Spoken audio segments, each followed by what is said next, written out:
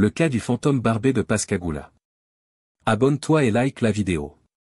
Le cas du fantôme barbé de Pascagoula est l'une des histoires les plus étranges et mystérieuses de l'histoire criminelle américaine. En 1942, dans la ville de Pascagoula, Mississippi, un homme inconnu s'introduisait dans les maisons la nuit pour couper les cheveux de ses victimes, souvent de jeunes filles. Ce phénomène bizarre a semé la panique dans la petite ville et a laissé une série de questions sans réponse. Tout a commencé en juin 1942, lorsque des habitants ont commencé à signaler des intrusions nocturnes. La particularité de ces intrusions était que l'intrus ne volait rien d'important, mais se contentait de couper une mèche de cheveux de ses victimes pendant qu'elles dormaient.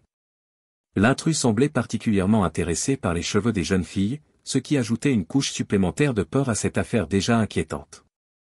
Les premières victimes étaient Mary Evelyn Briggs et Edna Marie Idell, deux jeunes filles qui dormaient dans la même pièce. Elles se réveillèrent un matin pour découvrir que des mèches de leurs cheveux avaient été coupées pendant la nuit. Aucun bruit ne les avait réveillées, et la porte de leur chambre était toujours fermée de l'intérieur. Les parents des filles étaient horrifiés, mais ne savaient pas quoi faire face à un crime aussi étrange. Quelques jours plus tard, une autre jeune fille, Carol Petrie, signala également avoir été victime du fantôme barbé. Elle se réveilla pour trouver une grande mèche de ses cheveux manquante. Comme dans les cas précédents, il n'y avait aucun signe d'effraction, et personne n'avait entendu le moindre bruit pendant la nuit. L'affaire prit une tournure plus sinistre lorsque le fantôme barbé changea de tactique. Au lieu de simplement couper les cheveux, il commença à attaquer physiquement ses victimes.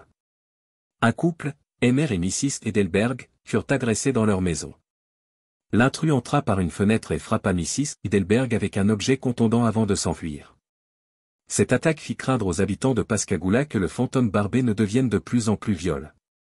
La police locale, dirigée par le chef de police A.W. Ezel, était sous une pression immense pour attraper le fantôme barbé. Des patrouilles nocturnes furent intensifiées, et des hommes furent placés en garde dans les quartiers les plus touchés.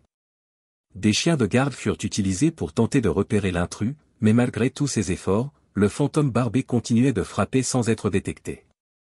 En août 1942, la police arrêta enfin un suspect, William Dolan, un chimiste qui avait été en conflit avec la famille Edelberg. Dolan fut accusé de l'agression contre Mrs. Edelberg et fut condamné à 10 ans de prison.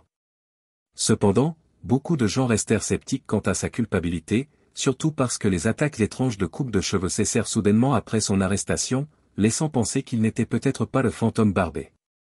L'affaire du fantôme barbé de Pascagoula reste à ce jour non résolue.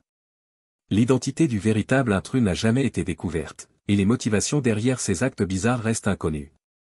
Certains pensent que l'intrus pouvait être un soldat de la Seconde Guerre mondiale stationné près de Pascagoula, souffrant de troubles mentaux. D'autres suggèrent qu'il s'agissait d'un habitant local avec des tendances psychopathes.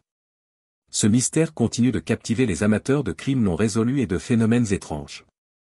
L'image du fantôme barbé rôdant dans les rues sombres de Pascagoula, ciseaux à la main, demeure un chapitre énigmatique et effrayant de l'histoire criminelle américaine.